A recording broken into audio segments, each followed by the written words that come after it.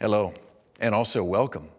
Since you're here, I suspect that you are curious to know all about the magical world of the BBS. What is it? Is it even important? How would I go about doing one? And most importantly, what does it stand for? The answer to these questions and many more will be answered in due time. My name is Mark. I'll be your guide for today's safety excursion through 7 different scenarios where we will learn how and when to initiate a behavioral-based safety observation. See, your questions are already being answered. Let's jump into our first scenario. Here we can see our dear employee Joyce standing outside of a lab thinking of submitting a positive BBS observation about the 2 employees working in the lab. Good on her. There's just one problem.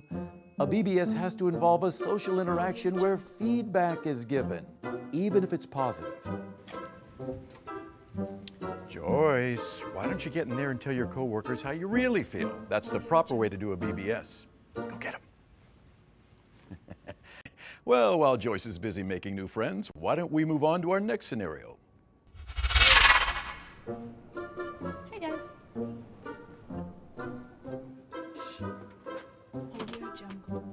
Yes! Well, that's my BBS for the month. Well, actually, that's a very common mistake. What you just experienced was a find it, fix it scenario. Without interaction with another person, it cannot be a BBS. These are very important though, and should be reported in Gen Suite for HSE to keep track of. Now, if you want, you can even report it over your phone with the Gen Suite app. Go ahead, everybody, give it a try. Let's move on.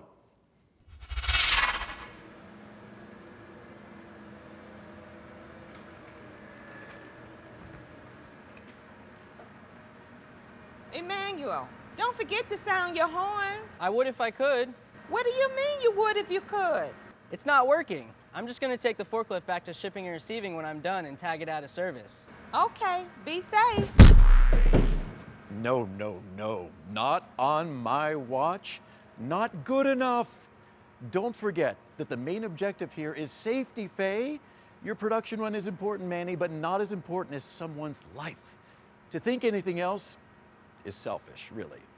Even if your coworker disagrees, safety is the #1 priority. He should immediately tag the lift out of service until the safety mechanism is fixed, okay? In a case such as this one, remind your coworker of the emphasis we put on safety here. And if need be, reach out to a member of HSE if the situation needs any help being resolved.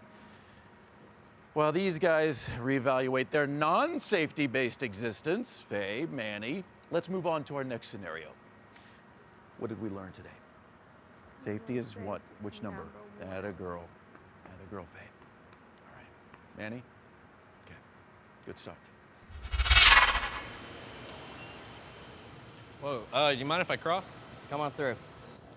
It looks like y'all have thought of everything. I see your safe work permit, your PPE, you're clearly qualified to do the work, but your work area spans a doorway. You should really barricade off the other side so no one accidentally walks through. You're totally right. Thank you for that. Anytime. Yes, yes, yes! That was beautiful. I have nothing to say. You guys said it all. Give yourselves a round of applause, seriously. Way to go. Nice to end on a high note. That was a perfect BBS, which helped avoid a potentially hazardous situation. Well, that's all the time we have for today. I hope this video helped teach you about the importance of a behavioral-based safety observation and how to properly execute one. Until next time, remember, work safely or not at all. Good job, guys. Give it up one more time. Solvay in the house. Come on.